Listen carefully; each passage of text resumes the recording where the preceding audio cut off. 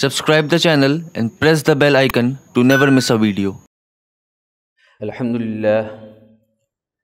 لله حمدا كثيرا كما أمر وأشهد أن لا إله إلا الله وحده لا شريك له وأشهد أن سيدنا ونبينا ومولانا محمدا عبده ورسوله أما بعد فقال الله تعالى في القرآن الحكيم أعوذ بالله من الشيطان الرجيم بسم الله الرحمن الرحيم والعصر إن الإنسان لفي خسر إلا الذين آمنوا وعملوا الصالحات وتواصوا بالحق وتواصوا بالصبر صدق اللہ العظیم۔ زمانے کی قسم، بے شک انسان گھاٹے میں ہے سوائے ان لوگوں کے جو کہ ایمان لائے اور انہوں نے اچھے عمل کیے اور انہوں نے حق اور صبر کی تلقین۔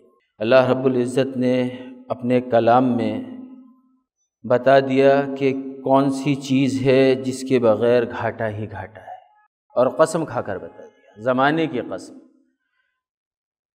قسم کہتے ہیں گواہی کو، گواہ ہے، زمانہ گواہ ہے، اسی وجہ سے کہا جاتا ہے قسم صرف اللہ کی کھائی جا سکتی، کیونکہ اللہ ہر وقت ہر جگہ موجود ہے، اس کے علاوہ کوئی اور موجود نہیں ہے ہر جگہ۔ اللہ گواہ بنا رہا ہے زمانے کو کہ زمانہ گواہ ہے، تاریخ سے ثبوت ملیں گے اس بات کے جس کے لیے اللہ گواہی دے رہا ہے کہ تاریخ گواہ ہے، دنیا کا انسان گھاٹے میں ہے، نقصان میں ہے، سوائے ان لوگوں کے جن میں یہ چار باتیں ہیں۔ آمنو، ایمان لانا۔ ایمان صرف کہنے کی بات نہیں، ایسا نہیں ہے کہ ایمان کی میں کچھ کمی محسوس ہو رہی ہے تو مارکیٹ سے جا کر 1.5-2 کلو ایمان خرید کر لایا جا سکے۔ ایمان لانے کا یہ مطلب نہیں ہے، صرف یہ مطلب نہیں ہے کہ یہ کہہ دینا کہ ہم نے اللہ کو ایک مان لیا، یہ کہہ دینا کہ ہم نے رسول اللہ صلی اللہ علیہ وسلم کو اپنا نبی مان لیا، یا یہ کہہ دینا کہ اللہ کا کلام قرآن اللہ کا کلام ہے، اللہ کی کتاب ہے۔ صرف کہہ دینا ایمان کی دلالت نہیں کرتا، اس کہنے کا عمل زندگی سے جب ثابت ہوگا تو ایمان کی شروعات ہوگی، صرف کہنا ایمان نہیں ہوتا۔ الا الذین آمنوا وعملوا الصالحات، ایمان لائے اور عمل کیے صالحات، نیک عمل۔ صالحات لفظ بنا ہے صلح سے، اور صلح آپ سب لوگ واقف ہیں اس لفظ سے کہ صلح کہتے ہیں کہ کنہی دو لوگوں کے درمیان اگر ناراضگی ہے، جھگڑا ہے، لڑائی ہے، تو اس ناراضگی کو، اس جھگڑے کو، اس لڑائی کو دور کرنا، یہ پروسیس صلح کہلاتا ہے عام بول چال میں، عام بھاشا میں۔ ادھر ہم نے اس صورت میں جو ترجمہ کیا کرتے ہیں، اور ترجمہ ٹھیک ہے، صالحات نیک عمل، لیکن یہ لفظ واضح کر رہا ہے کہ نیک عمل کی نہج کیا ہے، اس کا طریقہ کیا ہے، کیونکہ لفظ نیک، اس کا اگر عربی میں ہم دیکھیں گے قرآن میں اور بہت سے الفاظ ایسے ہیں جن کا معنی نیک ہے۔ بر، نیکی کو کہتے ہیں، بر نیکی، صالحات نیکی، معروف، امر بالمعروف نہی عن المنکر، اچھائیوں کا حکم دینا، برائیوں سے روکنا، یہ معنی ایک معنی میں آ رہے ہیں، الفاظ بدل رہے ہیں۔ الا الذین آمنوا وعملوا الصالحات، سوائے ان لوگوں کے جنہوں کی کتھنی اور کرنی میں انتر نہیں، سوائے ان لوگوں کے جنہوں نے کہا کہ ہم ایمان لائے اور اس کو ثابت کیا، اور ان کے عمل بھی اس جیسے ہیں، نیک ہیں، اور ان کے ان اعمال میں صلح ہے۔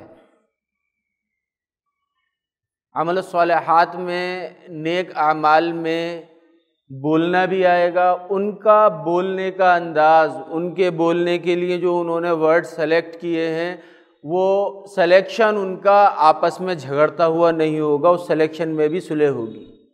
وہ جو تقریر کریں گے، وہ جو بات کریں گے، وہ جو نصیحت کریں گے کسی کو، اس نصیحت میں صلح ہوگی۔ یہ نہیں ہوگا کہ ان کا پچھلے دن کا کوئی اسٹیٹمنٹ الگ ہے اور اگلے دن کا کوئی اسٹیٹمنٹ الگ ہے۔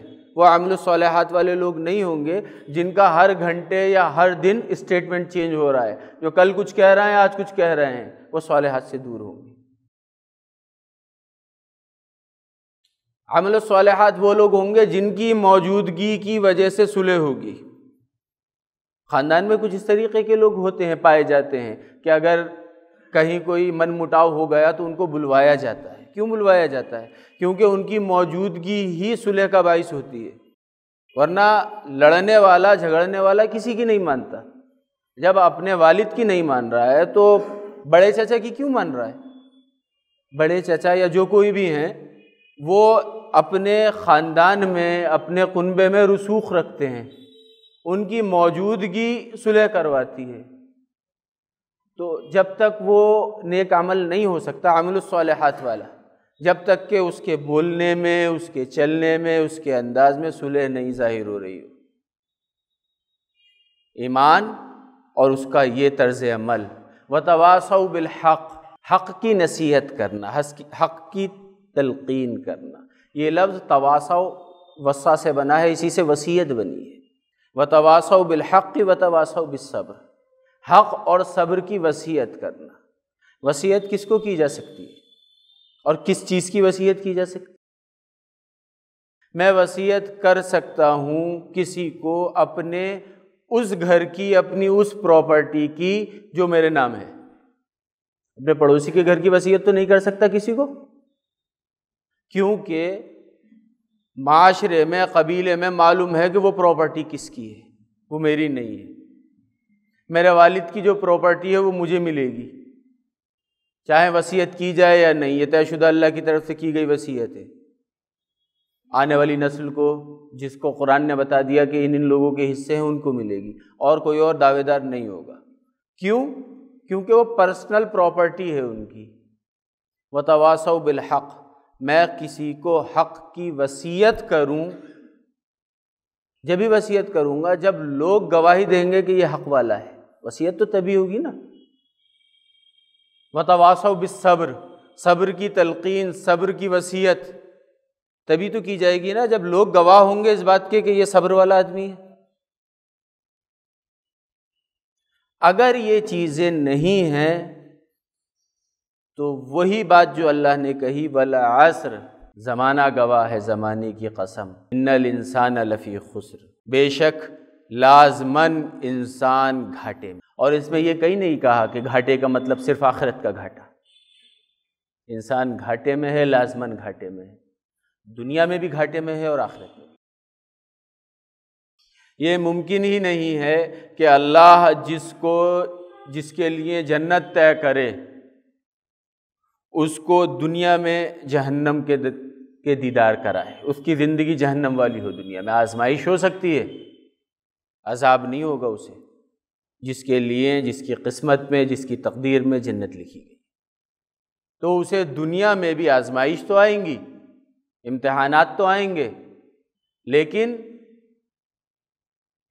دنیا میں اس کے لیے عذاب نہیں آئیں گے۔ جن میں یہ ایک بات پھر آپ تمام حضرات ذہن میں رکھیں کہ یہ تمام کی تمام کوالٹی، یہ تمام کی تمام پراپرٹیز آپ نے اپنے اندر چیک کرنی ہے، نہ کہ پڑوسی میں یا کسی دوسرے میں۔ سورہ رعد کی آیت نمبر 11 کا حصہ ہے جس میں اللہ نے فرمایا کہ اللہ اس قوم کی حالت نہیں بدلتا جو اپنی نفسیات کو نہ بدل لے۔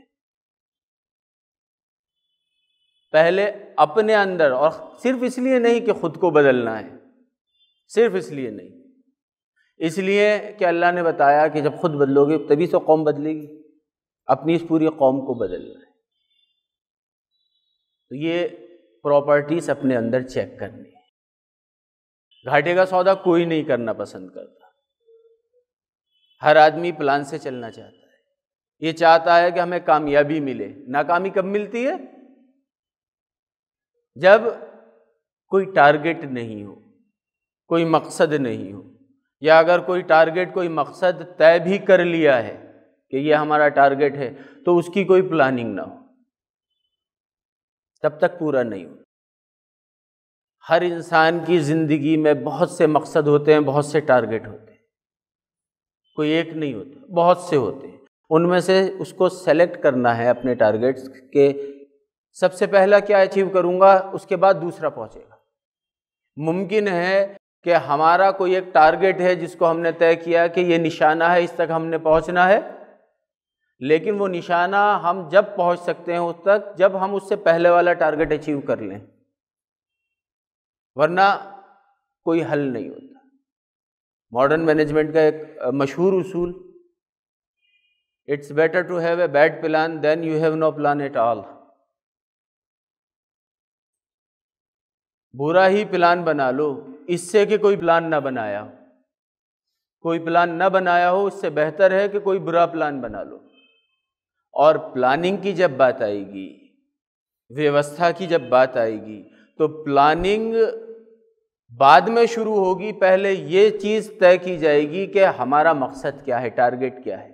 جب ٹارگٹ طے ہو جائے گا اس کے بعد پھر پلاننگ کی طرف شروع ہوں گے۔ پھر پلاننگ میں وہ حصہ آئے گا کہ ٹارگٹ ہمیں اچیو کب تک کرنا ہے، ٹائم کیا دیا جائے گا، اس کے بغیر پلاننگ نہیں ہو سکتی۔ آج 7 تاریخ ہے، 15 مارچ ہے، لیکن 7 رجب ہے۔ پیپر چل رہے ہیں، آپ میں سے اکثر کے چل رہے ہوں گے، بہت سے کے ابھی باقی ہیں جو ابھی پڑھ رہے ہیں۔ کیا ٹارگٹ ہے، کیا پلاننگ ہے؟ ٹارگٹ پاس ہونا ہے، پلاننگ کیا ہے؟ یہ جو پلاننگ ہے، جو مقصد ہے، جو ٹارگٹ ہے، جہاں تک پہنچنا ہے، اپنا ایگزام کلیئر کرنا ہے، اچھے مارکس سے کلیئر کرنا ہے، اس سے پہلے کیا نظر ڈالی ہے کہ کون کون سے بڑے بڑے روڑے آ رہے ہیں، اس میں ہمارا کتنا انوالومنٹ ہو سکتا ہے؟ الیکشن آ رہے ہیں، IPL میچ ہے، ورلڈ کپ ہے، پھر رمضان ہے۔ کیا پلاننگ اس کے اکارڈنگ کی گئی ہے کہ یہ چاروں چیزیں ہماری پڑھائی کو ڈسٹرب نہ کریں، یا پہلے سے بغیر اس پلان کے طے کر لیا کہ ہم نے روز 6 گھنٹے پڑھنا تھا، لیکن روز تو 6 گھنٹے پڑھنا تھا، لیکن اب انڈیا اور آسٹریلیا کا میچ رکھا ہوا ہے کل کو، یا IPL کا کوئی میچ رکھا ہے، یا پھر اب یہ رمضان آ گئے ہیں تو رمضان میں 6 گھنٹے نکل ہی نہیں پا رہے ہیں۔ یہ پلان نہیں کیا تھا، جو ٹارگٹ تھا وہ ختم ہو گیا، اب اس تک نہیں پہنچ پائیں گے۔ ٹارگٹ ان چیزوں کو دیکھتے ہوئے کریں گے، یہ دیکھیں گے کس دن کیا کرنا ہے۔ الیکشن میں کتنا انوالومنٹ ہے؟ الیکشن میں انوالومنٹ ہے ووٹ ڈالنے کا، کتنا ہوا؟ خاص اس تاریخ کو، جو 7 چرن ہیں، اس تاریخ کو، اس دن جس دن الیکشن ہے اس دن 1 گھنٹے ووٹ ڈالنے کے ہوں گے۔ اس 1 گھنٹے کے لیے ڈسٹربنس ہوگی 2 مہینے سے، فلاں شخص کیا کہہ رہا ہے، فلاں کیا کہہ رہا ہے، ڈیبیٹ کس طریقے کی چل رہی ہے، اس کو بند کرنا پڑے گا۔ اس سے کوئی مطلب نہیں ہے، مطلب ہے صرف الیکشن والے دن ووٹ ڈال دیجئے، بس جس کو ڈالیں وہ آپ کی اپنی مرضی، اس کے علاوہ کچھ نہیں۔ IPL چل رہا ہے یا ورلڈ کپ چل رہا ہے، اس میں کیا چیز ہے، اس میں اٹریکٹ کیا چیز کر رہی ہے؟ صرف اور صرف یہ چیز کہ لائیو وہ میچ موجود ہے، جب آپ کی چھٹیاں ہو جائیں گی تب آپ دیکھ سکتے ہیں، اگر کوئی کسی کو پسند ہے تو۔ وہ ایسا نہیں ہے کہ وہ میچ ختم ہو گیا، وہ موجود ہے، ریکارڈڈ ہے، آپ اپنی چھٹیوں میں دیکھ سکتے ہیں۔ کیا لازم ہے کہ اسی وقت اپڈیٹ ہونا؟ آپ کی زندگی سے، آپ کے مستقبل سے کوئی تعلق ہے اس کا؟ اس رزلٹ کا کوئی تعلق ہے اس وقت؟ رزلٹ کا تعلق آپ کے اپنے رزلٹ سے ہے، کوئی بھی جیتے یا کوئی بھی ہارے، آپ کا کیا رہا، آپ کا مستقبل کیا ہوا؟ اور بہت شوق ہے تو پیپر کے بعد، یا کوئی واقعی بہت انتہا پر، بہت سے لوگ اس طریقے کے بھی ہیں کہ وہ پڑھائی کو چھوڑ دیتے ہیں، میچ دیکھنا ہے، کم از کم اسکور دیکھ لیجئے بس خالی، 1-8 گھنٹے بعد، 2 گھنٹے کے بعد، ایک میچ اگر 3 یا 4 گھنٹے کا ہے تو ہر 1 گھنٹے یا 2 گھنٹے کے بعد اپڈیٹ ہو جائیے آپ۔ یہ کیا لازم ہے کہ پورا کا پورا وقت وہیں گزاریں؟ اور خالی وہ وقت نہیں، اس کے بعد پھر اس کا ڈسکشن 2 گھنٹے اور 4 گھنٹے چلے گا اپنے دوستوں کے ساتھ۔ کیوں مستقبل برباد کر رہے ہیں؟ کیوں کوئی پلاننگ نہیں ہے؟ یہ ہر سال آتے ہیں، آ رہے ہیں، جا رہے ہیں۔ 20 سال پہلے کی بات اور تھی کہ میچ بہت کم ہوتے تھے، آج ہر وقت ہر جگہ کہیں نہ کہیں کوئی نہ کوئی میچ چل رہا ہے۔ آپ اپنا مستقبل دیکھیے۔ یہ اکثریت کی، مسلمانوں میں اکثریت کا حال یہ ہے کہ پڑھائی کے لیے وہ کتابیں اٹھاتا ہے جب ڈیٹ ڈکلیئر ہو جاتی ہے ایگزام کی، سال بھر تیاری نہیں ہوتی۔ جب ڈیٹ ڈکلیئر ہو جاتی ہے تب اب پڑھائی کرنی ہے، سال بھر نہیں کرنا ہے، ابھی اس وقت کرنا ہے۔ تو وہ لوگ جو ان کو ابھی اور اسی وقت کرنا ہے، ان کی فطرت یہ ہے کہ انہوں نے پچھلے 10 مہینے تیاری اس وجہ سے نہیں کی کہ یہ ٹارگٹ نہیں تھا، یا یہ ٹارگٹ تھا تو بیچ میں آنے والے جو بھی چھوٹے موٹے جو بلاکیج تھے وہ ان میں بہت انٹرسٹ تھا، چاہے ہر سنڈے کرکٹ کھیلنا ہو، چاہے کچھ اور، چاہے میچز دیکھنا ہو 10 مہینے، اس وقت تو کوئی ان پر پریشر نہیں تھا، اس لیے بے فکری سے دیکھ رہے تھے کہ لاسٹ میں کریں گے، آخر کے 1 مہینے یا 2 مہینے پڑھائی کر لی جائے گی۔ تو یہ جو آخر کے 1 یا 2 مہینے پڑھائی کی بات ہے، تو اس آخر کے 1 اور 2 مہینے میں یہ 4 ایسی باتیں ہیں جس میں مسلمان لگ بھگ اکثریت پڑھنے کا تصور بھی نہیں رکھتی، اس میں رمضان بھی شامل ہے۔ بہت سے لوگوں کے رمضان سے پہلے ختم ہو جائیں گے، کچھ لوگوں کے اس کے بعد بھی ہوں گے پیپر۔ پلاننگ نہیں کریں گے تو یہ، اور پلاننگ ہر جگہ ہر فیلڈ میں کرنی ہے، زندگی کے ہر شعبے میں پلاننگ کرنی ہے۔ آپ کو پلاننگ کرنی ہے اپنی انکم کی۔ اگر کہیں پر جاب کر رہے ہیں، آپ جاب کر رہے ہیں اپنی پلاننگ کے تحت کریں گے، لیکن آپ جس کے یہاں جاب کر رہے ہیں آپ اس کی پلاننگ کا حصہ ہیں۔ اگر آپ نے وقت پورا نہیں دیا جہاں جاب کر رہے ہیں، یا آپ کا اپنا کوئی بزنس یا کوئی کاروبار ہے، وقت پورا نہیں دیا، وقت دے دیا، صلاحیتیں پوری نہیں دی، جو ٹارگٹ تھا، جو کام کہا تھا وہ نہیں کرا، تو آپ کے اوپر جو ہے پھر آپ اس کی پلاننگ کا حصہ نہیں رہیں گے، پھر وہ آپ کو ہٹا کر کسی اور کو لائے گا۔ اگر ہٹائے گا نہیں تو آپ سے کچھ کام لے لے گا، آپ کے ذمے تھوڑے کام چھوڑ کر وہ کام جو اس کی پلاننگ میں اس پریشان کن ہیں، وہ کام وہ کسی نئے کو دے گا، کسی اور کو دے گا، آپ سے ہٹا لے گا، آپ کو ریجیکٹ کر دیا۔ پھر بھی یہ احساس نہیں ہوا کہ آپ کسی کا پلان ہے۔ اگر آپ اس کا کام نہیں کریں گے تو وہ آپ کو ہٹائے گا، آپ کو ریجیکٹ کرے گا اور کسی اور کو لائے گا۔ بس صرف اتنا ہی پڑھ کر مطمئن ہو گئے، ہوئے تباکم، اس نے تمہیں چن لیا ہے۔ جس نے چنا ہے اس کو ریجیکٹ کرنے کا بھی اختیار ہے، جس نے آپ کو چنا ہے وہ آپ کو ریجیکٹ بھی کر سکتا ہے، لیکن غور نہیں کر رہے۔ ہم اپنے آس پاس نہیں دیکھ رہے، ہم خود کو نہیں دیکھ رہے کہ کہیں ریجیکٹ ہو تو نہیں چکے، یا ریجیکٹ ہونے کی کگار پر تو نہیں پہنچ گئے ہم، کہیں اس نے ہمیں کینسل تو نہیں کر دیا۔ قرآن شریف پڑھنے کی شروعات کرنے سے پہلے تمام لوگ پڑھتے ہیں اعوذ باللہ من الشیطان الرجیم، جس کا ترجمہ ہے میں اللہ کی پناہ میں آتا ہوں شیطان سے جو رجیم ہے۔ رجیم رجم سے ہے، رجم دھتکارا ہوا، جس کو دھتکار دیا، جس کو ہٹا دیا، جسے ریجیکٹ کر دیا۔ آپ اللہ سے پناہ مانگ رہے ہیں اس کے لیے جس کو اللہ نے ریجیکٹ کر دیا ہے، اور اس بات پر خوش ہو رہے ہیں کہ اللہ نے آپ کو چن لیا ہے۔ اللہ کو دیر نہیں لگے گی رجم میں پہنچانے میں، یہ چیک کرتے رہنا ہے۔ اللہ نے بتا دیا، قرآن میں واضح کر دیا، ہر جگہ بتا دیا، آپ کا ہر اسٹیپ کلیئر ہے کہ جس جگہ آپ اسٹینڈ کر رہے ہیں اس وقت آپ کون ہیں۔ اللہ کے ہاں کون سے رجسٹر میں آپ کا نام ہے؟ یا ایھا الذین آمنو خطاب کر رہا ہے تو آپ کو گن رہا ہے اللہ یا نہیں؟ منافقین میں تو نہیں گن رہا ہے۔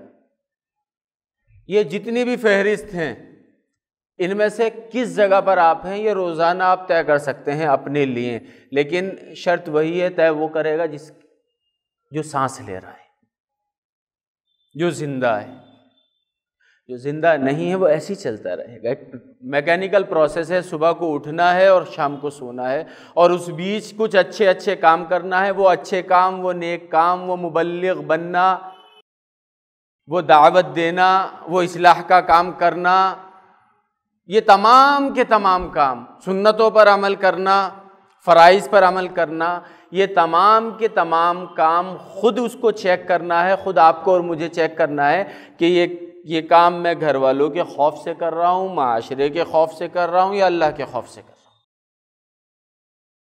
اکثر ایسا بھی ہو سکتا ہے کہ یہ میرے عمل اس وجہ سے ہوں کہ میں اگر کسی تنظیم میں جڑ گیا ہوں تو اب چاہے میرے اندر کیفیت ہے یا نہیں، اب میں پھنس چکا ہوں، اب مجھے مجبوری ہے کہ اگر میں نے وہ نیک عمل نہیں کیے تو اس تنظیم کے 200-250 لوگ جو ہیں وہ ہر چوراہے پر، اور اگر ایک آدھ مہینے میں غافل رہا تو ہر دوسرے یا تیسرے دن چند لوگ میرے گھر پر آئیں گے، اور اس کے بعد مجھے مجبوری میں آنا پڑ جائے گا۔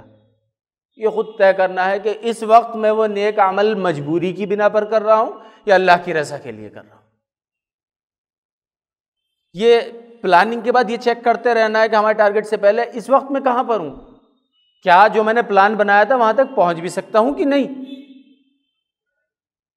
یہ اپنی زندگی میں اور اپنے گھروں میں بھی ہونا ہے کہ اپنی زندگی میں، اپنے گھروں میں کیا ہے۔ زیادہ تر پریشانیاں یا الجھنیں اکثر گھروں میں جو آتی ہیں وہ یہ آتی ہیں کہ ہر کچھ مہینے کے بعد ایک پرابلم آتی ہے پیسوں کی، ہر کچھ مہینے کے بعد۔ وہ کچھ مہینے کے بعد اس لیے آتی ہے کہ سورس آف انکم جتنی ہے، مثال کے طور پر اگر کسی کی 10,000 روپے انکم ہے تو اس کے 10,000 روپے خرچے ہیں اور وہ سکون سے زندگی گزار رہا ہے، لیکن اسٹور کچھ نہیں کرا، سیف کچھ نہیں کرا، تو 3 مہینے یا 4 مہینے یا 6 مہینے کے بعد خاندان میں کسی ایسے کی شادی بھی آئے گی کہ جو بجٹ کے باہر ہوگی، اور یہ بھی ہوگا کہ کسی کی طبیعت بھی خراب ہوگی۔ اب جب بجٹ سے باہر ہوں گے تو اس کے بعد پھر پریشانی آئیں گی۔ یہ پریشانیاں اس لیے آئیں کہ وہ پہلے سے پلان نہیں کر رہا تھا کہ میرے گھر میں 1 یا 2 ابھی غیر شادی شدہ بھائی یا بہن موجود ہیں، ان کا رشتہ ہونا ہے تو اس میں جو خرچ ہوں گے اس وقت میری کیا کنڈیشن ہوگی۔ اس وقت میں ان 10,000 سے 8,000 کر سکتا ہوں اپنے اخراجات یا نہیں، یہ 2,000 میں سیو کر سکتا ہوں یا نہیں، پھر اس وقت پرابلم نہیں آئے گی۔ ورنہ یہ شروعات بات اپنی، لیکن سال میں 2 یا 3 بار اس طریقے کی پرابلمز کنٹینیوس آتی ہیں تو اس کے بعد پھر آدمی بلڈ پریشر کا مریض بھی بنتا ہے، پھر اور اس کو امراض ہوتے ہیں اور مرض ہوتے ہیں۔ یہ تمام کی تمام چیزوں کی طرف وہ پہنچتا ہے کیونکہ یہ اس کی پلاننگ کا حصہ نہیں تھا، وہ زندگی گزار رہا تھا بغیر کسی پلاننگ کے۔ برا ہی صحیح پلان تو بنایا ہوتا، کچھ تو سیو کیا ہوتا آنے والی کسی مصیبت کے لیے، لیکن اس کا اس طریقے کا کوئی ارادہ نہیں تھا تو اس کو نقصان ہوگا، اور وہ نقصان اس کے گھر والوں پر بھی پڑے گا، خالی اسی پر نہیں ہوگا، اس کے گھر والوں پر۔ گھر میں کوئی ایک شخص بیمار ہو تو کوئی دوسرا مسکراتا نہیں ہے، مسکراہٹ اس کی بھی جاتی ہے۔ یہ سب کی سب پلاننگ آپ کو اپنی زندگی کے، یہ ممکن ہے کہ شروع کے چند مہینے بہت زیادہ مشکلات میں گزریں، لیکن اپنی زندگی کے ہر پہلو پر کوئی نہ کوئی پلاننگ کرنی ہے۔ بچی کے متعلق پلان، بچوں کے متعلق پلاننگ کرنی ہے، بہن بھائیوں کے، والدین کے، گھر کے، کاروبار کے، ان سب کے مطابق کچھ پلاننگ کرنی ہے۔ یہ 6-8 مہینے کے بعد زندگی آسان ہو جائے گی۔ اگر پلاننگ نہیں کی تو یہ 6-8 سال کے بعد بھی زندگی آسان نہیں ہوگی اور مشکلات بڑھتی رہیں گی۔ ایک وقت ایسا آئے گا کہ لوگ بچیں گے، قرض دار اتنے ہو جائیں گے کہ لوگ بچنا چاہیں گے کہ کہیں یہ مانگ نہ لے، اور وہ ڈھونڈیں گے جس نے قرضہ دیا ہوا ہوگا، پھر اپنا منہ چھپائیں گے۔ یہ سب پلاننگ کا حصہ ہے، پلان کیجیے گا۔ اپنے اولاد کی تربیت کیسی کی جائے گی، یہ پلاننگ کی جائے گی، یہ چیک کیا جائے گا کہ بچہ کس طرف جا رہا ہے، یہ دیکھا جائے گا، بچے کا ہاؤ بھاؤ بتائے گا وہ کس طرف جا رہا ہے. تھوڑا سا بڑا ہو رہا ہے، وہ اس کے پاس موبائل ہے، موبائل میں لاک لگا ہوا ہے، بچہ ہے یا بچی ہے، اور اگر کال آ رہی ہے تو بچہ یا بچی جھپٹ کر موبائل لے کر آ رہا ہے تو بے فکر ہیں. یہ شروعاتی اسٹیج ہے. آپ کے سامنے پہلی بار اس طریقے کی کوئی بات آئی ہے تو اس کو سمجھائیں، یا اس کا موبائل لیں، لاک کھولو، اس کو چیک کرو. کچھ نہیں تو مہینے میں ایک آدھ بار اچانک اپنے بچوں کے فون تو چیک کیے جا سکتے ہیں کہ جا کس طرف رہے ہیں. پتہ چل جائے گا کہ ان کی کس سائیکی کے ہو چکے ہیں، یہ کیا ان کی نفسیات ہو چکی ہے، یہ کس طرف کو جا رہے ہیں. بچوں سے یہ تو پوچھ سکتے ہیں کہ اسکول میں کیا کر رہے ہیں، یا یہ کام ٹیوٹر کا ہے. اب اسکول میں پڑھائی ہو گئی، اس کے بعد جو ٹیوٹر ہے جو ٹیوشن دے رہا آ رہا ہے، یہ ذمہ داری اس کی ہے. بچے کے اگر رزلٹ برا آیا تو ٹیچر پر یا ٹیوٹر پر سختی کر رہے ہیں کہ یہ بچہ فیل کیسے ہو گیا. بات تو یہ اس ٹیوٹر کو سختی کرنی چاہیے تھی کہ آپ کا بچہ فیل کیسے ہو گیا، میں 10 کو پڑھا رہا ہوں، 9 تو ایسے ہیں جو پاس ہو گئے، یہ بچہ کیسے فیل ہوا. یہ ٹیوٹر کی ذمہ داری ہے کیا؟ ٹیوٹر کی ذمہ داری آپ نے دے دی کیونکہ آپ اس کو کچھ پیڈ کرتے ہیں. جب کچھ دیتے ہیں اس وجہ سے وہ آپ کی کچھ سن لیتا ہے. یہ ذمہ داری آپ کی ہے، اس ٹیوٹر کی ہے. وہ بچہ آپ کا ہے، اس کا ہے. وہ آپ کے بچے کو اس لیے پڑھا رہا ہے کہ اسے اپنے بچے کو پڑھانا ہے. اس کے بچے کا رزلٹ دیکھیے گا اور اپنے بچے کا رزلٹ دیکھیے گا. بچوں کو یہ دیکھنا ہے کس طرف کو جا رہے ہیں، ان کو لے کر جانا ہے اس طرف کو. بچوں سے یہ کیوں نہیں کہتے؟ رسول اللہ صلی اللہ علیہ وسلم نے بتایا کہ پہلی صف کا کیا ثواب ہے، سب سے آگے آنے کا. تو یہ خالی مسجد تک رہے گا. یہ بچوں کو نہیں بتائیں گے کہ رسول اللہ صلی اللہ علیہ وسلم نے بتایا کہ جہاں علم حاصل کرو وہاں اگلی صف میں، جب اسکول میں جاؤ تو اگلی بینچ پر ہی بیٹھنا، چاہے یاد ہو چاہے یاد نہ ہو. آپ سرچ کیجئے، آپ ریسرچ کیجئے کہ وہ بچے، کلاس کے وہ بچے جو بالکل پیچھے جا کر بیٹھتے ہیں وہ، اور جو بالکل آگے بیٹھتے ہیں، اگلی صف میں بیٹھتے ہیں وہ، ان دونوں کا رزلٹ کیا ہے؟ جو آگے بیٹھتا ہے اس کا رزلٹ پازیٹیو ہوتا ہے. پیچھے بچہ جب ہی جاتا ہے یا تو اس نے ہوم ورک نہیں کیا ہوتا یا اس کو یاد نہیں ہوتا. وہ چاہتا ہے کہ میں ٹیچر کی نظر سے کسی طریقے سے بچوں، اور وہ بچہ جس نے اپنا ہوم ورک مکمل کیا ہوا ہے وہ یہ چاہتا ہے کہ کسی بھی طریقے سے ٹیچر مجھے دیکھے اور مجھ سے وہ چیز پوچھے جو میں یاد کر چکا ہوں. یہ مسجد تک چھوڑ دیں گے رسول اللہ صلی اللہ علیہ وسلم کی سنت کے اگلی صف کا ثواب زیادہ ہے. یہ بچوں کو نہیں بتائیں گے کہ رسول اللہ صلی اللہ علیہ وسلم نے بتایا کہ اگلی صف میں بیٹھا کرو، رزلٹ زیادہ ملے گا، پروفٹ زیادہ ملے گا. یا یہی رہے گی بات. والدین کے بیہیویئر کو نہیں دیکھیں گے کہ آپ کی شادی کے بعد ان کے بیہیویئر میں کیا بدلاؤ آ رہا ہے، کیا فرق آ رہا ہے جو پہلے نہیں تھا، اس کی وجہ کون بنا. یہ لوگوں کے آس پاس کے بیہیویئر نہیں دیکھیں گے. وہ نہیں دیکھتے جو اندھے ہوتے ہیں، جن کے پاس بصارت نہیں ہوتی ہے، جو دیکھ نہیں سکتے، دیکھتے ہوئے نہیں دیکھ سکتے کہ آج گھر کا کیا ماحول ہے، میری شادی سے پہلے کیا ماحول تھا، کیوں بدلا یہ ماحول، اس کے اندر کیوں انٹرفیئر نہیں کر سکتے. پلاننگ کرنی ہے ہر جگہ. پلاننگ کرنی ہے کاروبار میں، آپ کو پلاننگ کرنی ہے علم میں اپنے، کس طریقے سے علم کو گین کیا جائے. ایک وقت ایسا آئے گا کہ ممکن ہے آپ کو آپ کے خاندان والے یا معاشرے والے اپنے سے زیادہ ذہین، اپنے سے زیادہ نالجیبل سمجھ رہے ہیں اور آپ ہیں، لیکن جو نالج ہے، جس نالج پر وہ آپ کو ذہین سمجھ رہے ہیں، ایک وقت ایسا آئے گا کیونکہ وہ نالج گین کر رہے ہیں اور وہ آپ سے اوپر نکل جائیں گے، پھر آپ 2 نمبر پر آ جاؤ گے. اگر 1 نمبر پر ہیں تو بنے رہنا پڑے گا، گین کرتے رہنا پڑے گی نالج کو. اگر بچے کو 1 نمبر پر لانا ہے تو گین کرنا ہے نالج کو، کسی جگہ پر جام نہیں ہونا ہے، جامد نہیں ہونا ہے، رکنا نہیں ہے.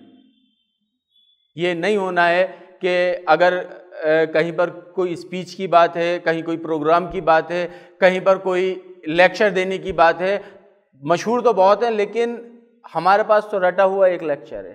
جیسے کہ اکثر ہمیں اس شہر میں وہ ہوتے ہیں وعظ وغیرہ، اکثر ایک سے ہوتے ہیں، کوئی تبدیلی نہیں ہوتی. کچھ سیٹ پیٹرن ہوتے ہیں، کچھ لوگوں کو برا بھلا کہنا، کچھ لوگوں کو اچھا کہنا، بس یہ سیٹ پیٹرن ہوتے ہیں. وہ چاہے آپ کسی کی تیجے کی سن رہے ہو یا کسی کی شادی کی سن رہے ہو، شادی پر شادی کی ہدایت نہیں ہوتی اور میت پر میت میں ہونے والی جو کمیاں ہیں ان کی ہدایت نہیں ہوتی. ایک سیٹ پیٹرن ہے، ان کے پاس وہی ہے. آپ کے پاس کیوں نہیں کہ ایک پیٹرن جب آ رہا ہے آپ کو، اب اگر آپ ہندی کے ٹیچر ہیں اور مجبوری میں آپ کو کسی اور سبجیکٹ کے لیے، اس میں پرائمری میں تو ہوتا ہی ہے کہ کئی سبجیکٹ لیتے ہیں، آپ نے ایک سبجیکٹ لیا ہی نہیں اور وہ بتایا گیا اب آپ کو وہ سبجیکٹ لینا ہے، تو وہ رات تو آپ سوئیں گے، کہ وہ رات آپ تیاری کریں گے؟ بچوں کو پتہ چلنا ہے نا کہ آپ ٹیچر ہیں، یا بچوں کو یہ پتہ چلے گا کہ آپ اسٹوڈنٹ ہیں؟ یہ تمام کی تمام پلاننگ ہمیں بتانے رسول اللہ صلی اللہ علیہ وسلم آئے تھے، اپنی زندگی کے ہر موقع پر بات کیسے کی جائے، ہر جب ہم عزت مآب صلی اللہ علیہ وسلم کی سیرت پڑھیں بصارت سے، سیرت صرف ثواب کی نیت سے پڑھنا تو وہ امت 1400 سال سے یا 1200 سال سے پڑھ رہی ہے، سیرت عزت مآب صلی اللہ علیہ وسلم کی اس نیت سے پڑھیں کہ رسول اللہ صلی اللہ علیہ وسلم نے یہ، جب اپنے آپ کو انوالو کریں گے اس واقعے میں، اس قصے میں، تو حقیقت سامنے آئے گی۔ جیسے کہ ایک واقعہ کافی وقت پہلے کا ایک پروگرام تھا سیرت کا، سیرت نبی صلی اللہ علیہ وسلم کا، علامہ سید عبداللہ طارق صاحب کو اس میں بلایا گیا تھا اور غیر مسلم جماعت نے کیا تھا وہ پروگرام۔ پہلی بار میں نے وہ رسول اللہ صلی اللہ علیہ وسلم کا واقعہ ایسا سنا تھا جو کہ بچپن سے سنتا آیا تھا، مجھے یاد نہیں کتنی بار سنا، لیکن پہلی بار سامنے ایسا آیا تھا جیسے کہ یہ آج پہلی بار ہوا ہے، کیونکہ اس کے اندر اپنی موجودگی کا احساس ہوا تھا۔ رسول اللہ صلی اللہ علیہ وسلم پر ایک بڑھیا کوڑا ڈالا کرتی تھی، آپ صلی اللہ علیہ وسلم خاموشی سے نکل جاتے، وہ بیمار ہوئی اور وہ کوڑا نہ ڈال پائی۔ جب آپ صلی اللہ علیہ وسلم پر کوڑا نہیں پڑا تو آپ صلی اللہ علیہ وسلم اس کی عیادت کو گئے، پوچھنے گئے، پتہ چلا وہ بیمار ہے تو اس سے ملنے گئے۔ یہ بہت سنا تھا، لیکن صرف فل ان دا بلینکس 2 چیزیں بتائی تھیں وہاں پر اس میں، کہ کوئی بھی شخص کسی شخص پر کوڑا جب تک نہیں ڈال سکتا روزانہ جب تک کہ وہ خود ڈلوانا نہ چاہ رہا۔ کیا اس بستی میں وہ ایک ہی گلی تھی یا وہ 24 گھنٹے کھڑی رہتی تھی کہ میں کوڑا پھینکوں گی عزت مآب صلی اللہ علیہ وسلم پر؟ راستہ بدل سکتے تھے یا وقت بدل سکتے تھے؟ یہ تو بالکل ایسا محسوس ہو رہا ہے جیسے کہ رسول اللہ صلی اللہ علیہ وسلم وقت بھی دیکھتے ہوں کہ کسی کو میرے اوپر کچھ ڈال کر خوشی ملتی ہے، اس کا دل خوش ہوتا ہے، چلو میں اسے خوش کرنے کے لیے چلا جاؤں۔ کیا 24 گھنٹے کھڑی رہے گی؟ یا اس بستی میں صرف ایک گلی، اور بستی یہ نہیں جیسے آپ دیکھ رہے ہیں 1450 سال قبل بات ہو رہی ہے بستی کی، کچے مکان، کچی گلیاں، اور مکان بھی دور دور ہوتے تھے، خالی گلیاں ہی نہیں میدان ہوتے تھے، جہاں سے مرضی وہاں سے نکل جائیں۔ یہ ممکن ہی نہیں تھا کہ کوئی ڈال سکے جب تک کہ ڈلوانے والا نہ چاہے۔ یہ بات تب واضح ہوئی کہ اس کا مطلب ابھی تک میں پڑھ رہا تھا، پہلی بار ایسا محسوس ہوا کہ نہیں، اس دور میں بھی جانا پڑے گا، اس حالت میں بھی جانا پڑے گا، تب حقیقت کھل کر آئے گی، تب پتہ چلے گا، اسے کہتے ہیں بصارت۔ تو پھر عزت مآب صلی اللہ علیہ وسلم کی سیرت نکھر کر باہر آئی، یہ بصارت ہے۔ یہ زندگی کے ہر فعل پر آپ نہیں دیکھیں گے رسول اللہ صلی اللہ علیہ وسلم بچوں کے ساتھ کیسا معاملہ کر رہے ہیں، رسول اللہ صلی اللہ علیہ وسلم بیویوں کے ساتھ کیسا معاملہ کر رہے ہیں، عزت مآب صلی اللہ علیہ وسلم اپنے دوستوں کے ساتھ کس طریقے سے ان کا بیہیویئر ہے۔ یہ جب ہوگا جب اس کے اندر آپ اپنا انوالومنٹ کریں گے، جب اس کے اندر آپ خود کو شامل کریں گے، اور یہ آپ کے لیے، میرے لیے اور ہم سب کے لیے واقعی ہدایت کی اور اس وقت واقعی پلاننگ کی بات ہے، اگر آپ کو مستقبل اپنی نسلوں کا سدھارنا ہے کہ کوئی نہ کوئی پلان کرے۔ اللہ ہمیں عمل کرنے کی توفیق عطا فرمائے۔